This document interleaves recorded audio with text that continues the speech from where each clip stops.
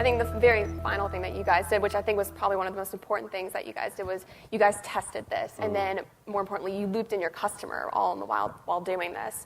Tell us a little bit more about how you guys tested this once you actually rolled it out. Yep. So one of the first things was actually just to understand. We talk about kind of showing and hiding. So on mobile, so we wanted to first know what do we need to keep.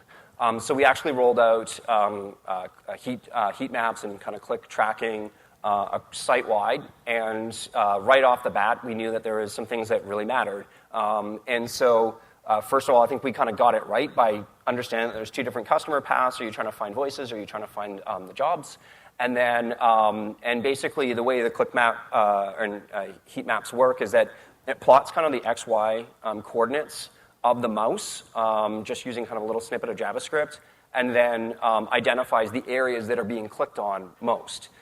So clearly the buttons were working, people, clicking on login, clicking the audio player. So we knew like this is where people were trying to go. So that's how we identified the elements that we were going to keep. And then after being able to do that, we figured, okay, let's start the design and move from kind of fixed widths into more of a fluid, dynamically adjusting width of all the pages. And so, again, we kind of kept a lot of the same elements, simplified the header, moved the audio players up, and rolled out the new homepage and the entire site. Definitely. What was this like for you and your team to go about testing this? Because I know not only I'm sure you guys wanted to make sure that it was actually working since it was such a big implementation, but what was it like for them to just test out the experience, making sure the experience was everything you wanted it to be? Well, I think it's funny. I think that, numbers are always going to speak for themselves, and I think that's what everyone's here because, it eliminates a lot of debate internally.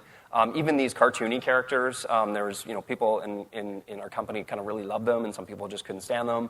I think just being able to kind of put the numbers behind it and put some of these debates to rest was, frankly, a little bit refreshing. Definitely. So yeah, I wanted to mention this as well too. So kind of going back to the example of on mobile, you don't have a mouse. We needed to actually change the dialogue and of how we actually explain that while it's the same fundamental service, that the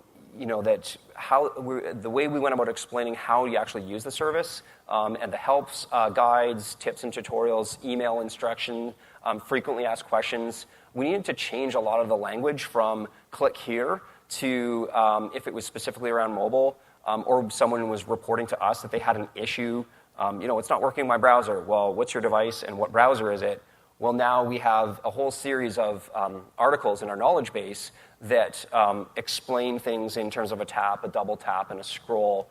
So this was, we kind of created these icon sets and, internally educated our staff so that they could educate the customers on how to actually interact with mobile, just as a bit of a different experience, only because the input device is your finger as opposed to a mouse. Definitely, and I remember something you had mentioned was how to, your audience is more of an older demographic, so I feel like something like this would be especially helpful. For sure, we presumed that, I just remember being in school, and I remember one of the first days was, one of the profs said, we're going to presume that you don't know the difference between, I went to school for audio engineering, the difference between a tennis ball and a mixing console.